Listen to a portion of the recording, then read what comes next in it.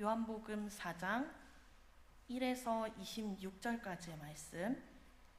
제가 가진 성경 신약성경 146페이지에 위치하고 있습니다.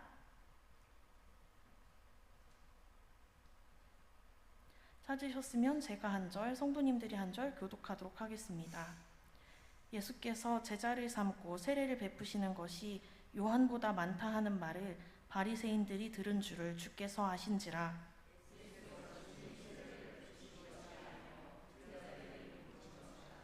유대를 떠나사 다시 갈릴리로 가실새 사마리아에 있는 수가라 하는 동네에 이르시니 야곱이 그 아들 요셉에게 준 땅이 가깝고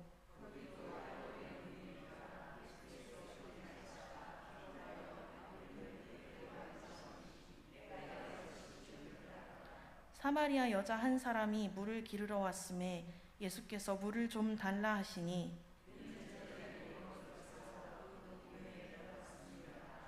사마리아 여자가 이르되 당신은 유대인으로서 어찌하여 사마리아 여자인 나에게 물을 달라 하나이까 하니 이는 유대인이 사마리아인과 상종하지 아니함이로라.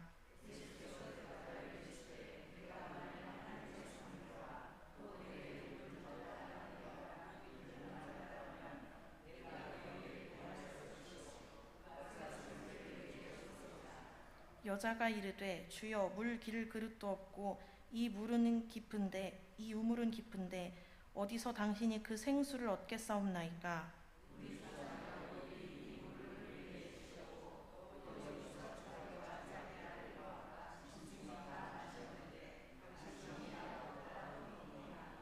예수께서 대답하여 이르시되 이 물을 마시는 자마다 다시 목마르려니와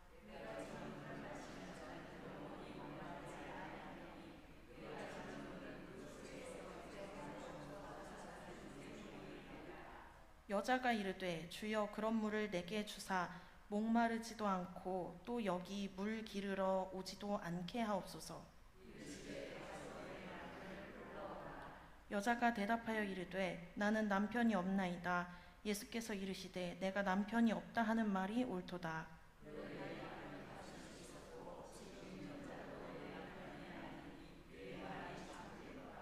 여자가 이르되 주여 내가 보니 선지자로소이다.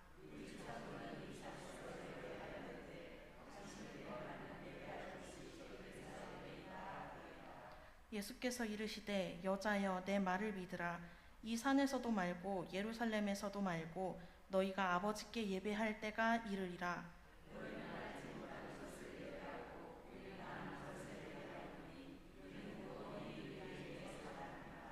아버지께 참되게 예배하는 자들은 영과 진리로 예배할 때가 오나니 곧 이때라. 아버지께서는 자기에게 이렇게 예배하는 자들을 찾으시느니라.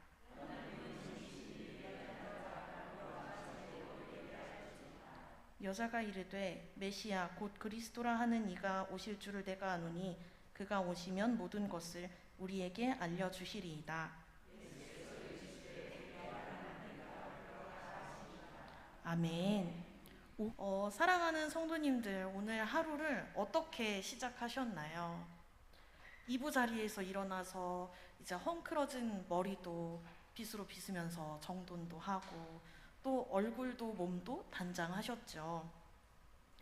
남에게 정돈되지 않은 모습을 보이지 않기 위해서 우리는 늘 우리의 모습을 이렇게 단장하곤 합니다. 우리는 저마다 남에게 보이지 않고 싶은 모습, 보이고 싶지 않은 모습들이 있습니다. 외면뿐만 아니라 내면에도 그런 모습들이 있지요. 내면에도 감추고 싶은 약점, 상처, 허물들, 나의 부끄러운 과거가 있습니다. 그래서 우리는 종종 가면을 쓰기도 합니다. 괜찮은 척하기도 하고 행복한 척하기도 하고 또 때때로는 믿음이 좋은 척하면서 살기도 하지요. 그러나 오늘 성경은 이렇게 말씀합니다.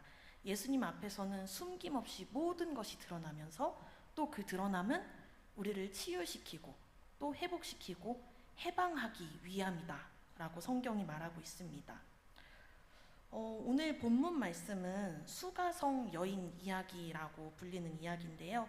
한 사마리아 여인이 예수님을 만난 이야기입니다. 이 이야기는 주로 이 여인과 예수님의 대화를 통해서 진행이 되는데요.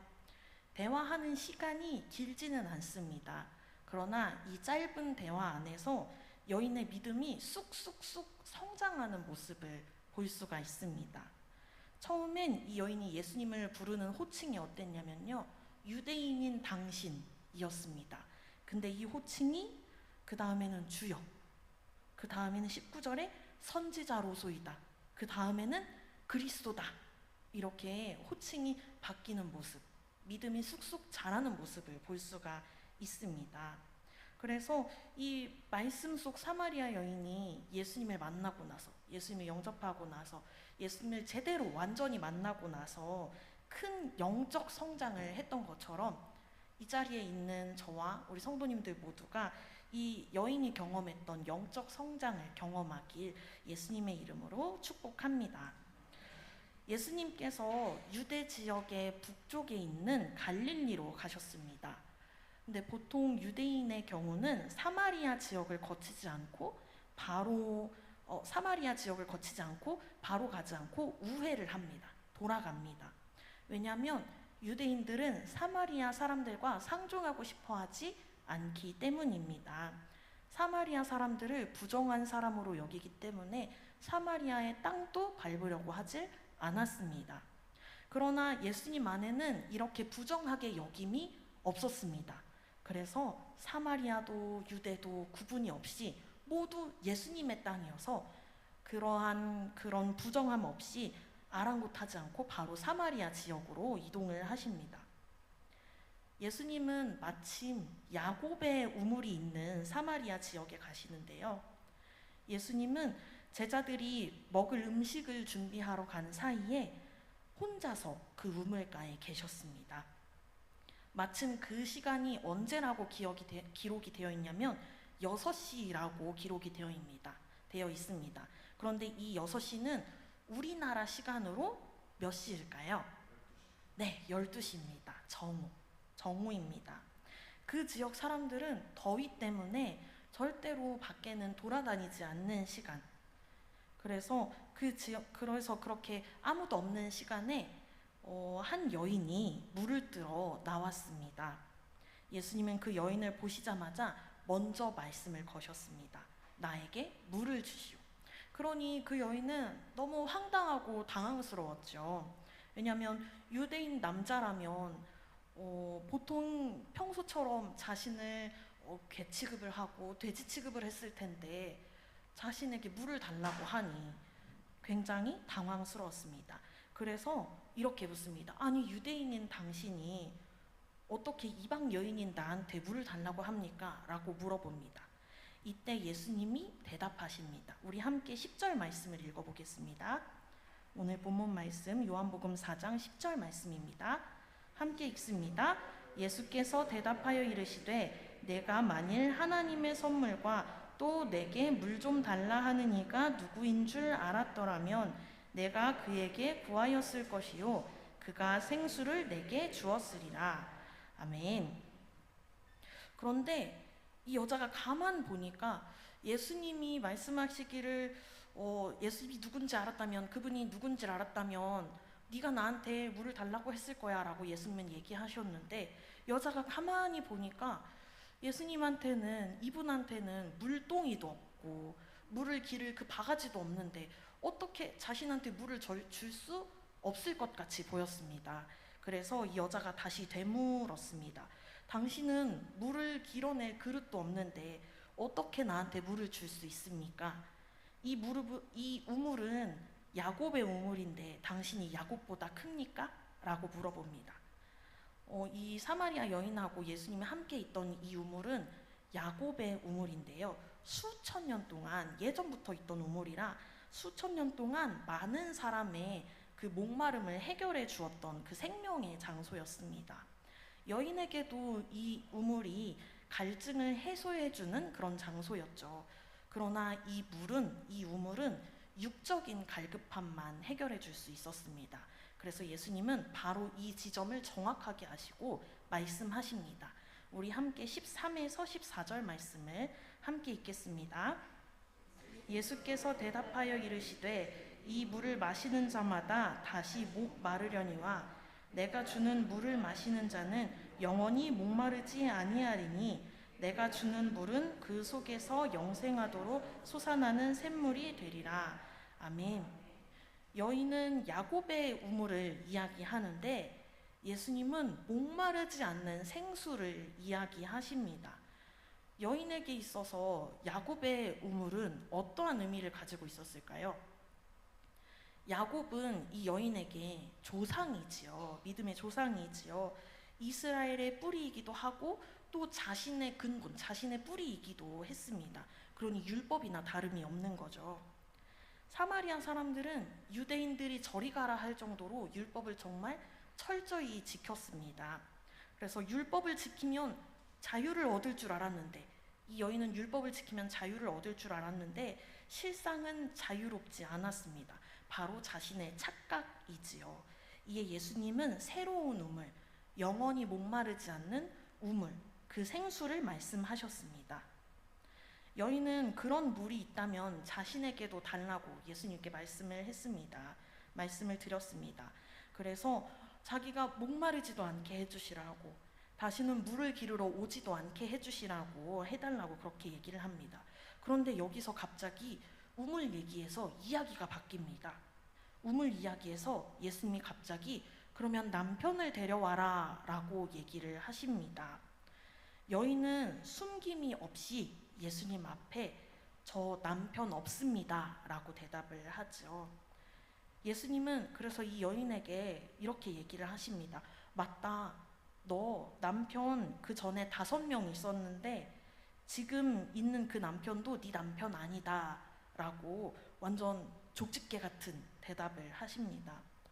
예수님 앞에 이 여인이 숨기고 있었던, 감추고 있었던 부분이 모두 드러난 것이죠. 숫자를 세어보면 지금까지 남편이 총 몇 명인 걸 알 수 있을까요? 지금 있는 남편까지 총 6명인 것을 알 수 있습니다. 여인이 자기가 할 수 있는 시도를 다 해본 것이죠. 예수님이 하신 말씀은 어떤 내용인고자 하니, 지금까지 남편이 너의 갈급함을 채워줄 거라 생각했겠지만 그거 너의 착각이야. 5명도, 앞에 있던 5명도 너의 갈급함을 채워주지 못했고 지금 그 남편도 너의 갈급함을 해결해 줄 수는 없어 라고 예수님이 얘기하시는 겁니다. 네 남편이 아니라는 그 이야기는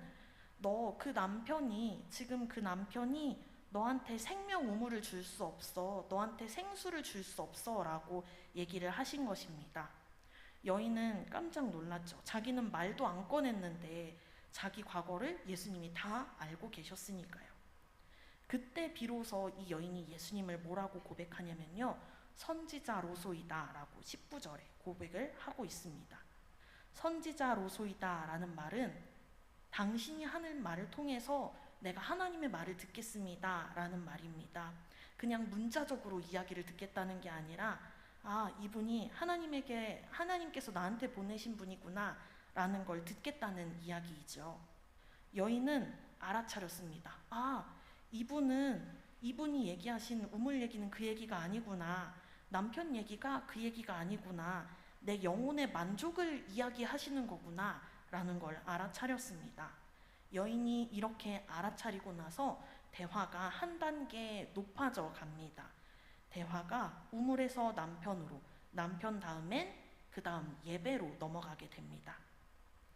우물, 남편, 예배, 이 3가지 이야기가 다른 이야기 같지만 사실 하나의 이야기입니다. 여인이 예수님께 질문을 합니다. 20절에서 질문합니다. 우리 조상들이 말하길 하나님께 예배하려면 사마리아 산에서 예배를 해야 한다고 하는데 유대인들은 예루살렘에서 예배해야 된다고 합니다. 그러면 어느 장소에서 예배를 드리는 게 맞는 건가요? 라는 질문을 합니다. 여인은 장소에 대한 질문을 했는데 예수님은 바꿔서 대답을 하십니다. 장소를 시간으로 바꾸십니다. 우리 함께 21절의 말씀을 읽겠습니다. 21절의 말씀입니다. 예수께서 이르시되 여자여 내 말을 믿으라. 이 산에서도 말고 예루살렘에서도 말고 너희가 아버지께 예배할 때가 이르리라. 아멘. 결국 영과 진리로 예배하는 그 자리가 진짜 내 영혼을 살리는 생명 우물, 진짜 남편이라는 것을 이 여인이 알아차렸습니다. 아하, 내 영혼을 정말 만족시키고 내 삶에 자유를 주는 건 우물도 아니고 남편도 아니고 예배하는 자리구나. 예수님께서는 그 예배 자리가 생명 우물이 되려면, 생명을 주는 우물이 되려면 어떻게 해야 하는지를 말씀하십니다. 장소가 아니라 내가 영과 진리로 예배하면 어디든지 그리고 언제든지 그 자리가 생명 우물이 된다는 것입니다. 예수님은 이어서 하나님은 이렇게 예배하는 사람, 곧 영과 진리로 예배하는 사람을 찾으시는데 이유는 하나님이 영이시기 때문이라고 말씀을 하십니다. 사람이 목마를 때 물을 찾는 것처럼 영이 마를 땐 영과 진리로 예배해야 함을 말씀하시는 것입니다. 여인은 그리스도가 오시면 모든 이야기를 다 해주실 것입니다 말합니다. 그리고 예수님은 이때 자기가 그 그리스도임을 밝히십니다. 너에게 말하는 내가 바로 그 사람이다. 이때 제자들이 왔고 여인은 깜짝 놀라서 이제 물동이를 버려버립니다. 제자들이 오매 놀란 것이 아니라 자기가 그리스도를 만났다는 것에 놀란 것입니다. 이제 이 여인한테는 더 이상 물동이가 필요하지 않았습니다. 더 이상 물을 마시는 인생이 아니게 된 것입니다. 여인은 마을로 돌아가서 물동이를 버려둔 채로 사람들에게 이야기했습니다. 내가 그리스도를 만났다. 그 뜨거운 시간 12시 정오에 낮잠을 자고 있는 동네 사람들을 모두 깨워서 예수님께 데려왔습니다. 그리고 그들이 예수님을 만나고 예수님을 그리스도로 영접하게 되었습니다. 사마리아 여인은 오늘 말씀에서 신앙의 성장 단계를 거쳤습니다. 처음에는 갈급했죠. 그래서 율법을 지키면 남편을 바꾸면 갈급한 것이 해결되고 자유할 것이라고 착각을 했습니다. 그러나 예수님 앞에 섰을 때 모든 것이 드러났습니다. 자신의 악함, 그리고 약함, 욕심, 이기심, 미련함 등등 어두운 면이 숨김없이 예수님 앞에 드러났습니다. 그리고 이것을 밝혀주신 예수님으로 인하여 비로소 자유를 누리고 갈급함이 해소됨을 경험했습니다. 그러면 말씀을 통해 우리의 삶을 비추어 볼 때 우리는 이제 어떤 삶을 살아야 할까요? 우리는 예수님 앞에서 12시 정오의 삶을 살아가야 합니다. 우리의 연약함과 악함, 추함, 그리고 우리가 가리고 싶은 그림자는 예수님 앞에서 드러납니다. 사마리아 여인에게 있어서 여러 남편을 가진 과거가 그러했죠. 사람들에게 가십거리가 되고 또 눈총을 받고 저 여자 또 남편 바뀌었네. 혹은 지금 남편이라는 잘 지내? 라고 던지는 이 안부의 말 한마디마저 이 여인에게는 가시돋친 말로, 선인장 가시 같은 말로 받아들여졌을 것입니다. 여인에겐 흠이자 또 어두운 그림자이기도 하죠. 그런데 이 그림자가 언제 싹 드러나게 되나요? 바로 12시입니다. 정오는 해가 머리 위에 있는 시간입니다. 나무 막대기를 꽂으면 그림자가 사라지는 시간이죠. 곧 예수님 앞에 서는 시간입니다. 여인의 과거 행적이 예수님 앞에 섰을 때 모두 드러났습니다. 얼마나 부끄러웠으면 남들이 오지 않는 그 정오에 12시에 우물가로 물을 기르러 나왔을까요? 사람들을 피하려고 정오에 나왔는데 오히려 내 속속들이 다 아시는 그분이 나를 기다리고 있던 것입니다. 이때 여인의 큰 믿음이 드러납니다. 자기의 상처와 흠이 드러나는 데 있어서 누군가는 분노하기도 하고 누군가는 슬퍼하기도 하고 또 누군가는 부끄러워하기도 하는데 이 여인은 예수님 앞에서 드러난 자기 상처와 흠을 그대로 인정했습니다. 욕심과 열등감, 죄악 등등 예수님 앞에서 드러난 내 어두운 면을 인정할 때 우리는 비로소 자유를 누리고 믿음이 성장하게 됩니다. 말씀 속 12시는 예수님 앞에서 그분의 빛으로 모든 것이 드러나는 시간입니다. 우리는 예수님 앞에서 12시의 삶을 살아야 합니다.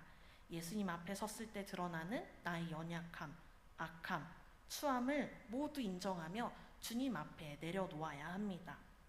내 속사람이 예수님 앞에서 완전히 드러나는 상태로 예배할 때 우리는 참 자유함, 생명의 우물을 누릴 수 있습니다. 우리 모두 예수님 앞에서 12시의 삶을 살아가면서 사마리아 여인이 경험한 그 영적 성장과 회복을 그대로 경험하는 우리 모두가 되길 예수님의 이름으로 축복합니다. 함께 기도하겠습니다. 우리에게 밝은 빛을 주시는 하나님, 우리에게 그리스도의 빛을 비추시고 또 예수님을 통하여서 우리 영의 갈급함을 해결하게 하시니 감사합니다. 우리가 늘 예수님 앞에서 숨김이 없는 12시의 삶을 살게 하시고 또 사마리아 여인이 밑바닥에서 하늘에 닿기까지 믿음이 성장했던 것처럼 우리도 믿음이 성장하고 우리의 모든 상처가 예수님을 통해 회복되는 그 기적을 누리게 하여 주시옵소서. 감사드리며 예수님의 이름으로 기도합니다. 아멘.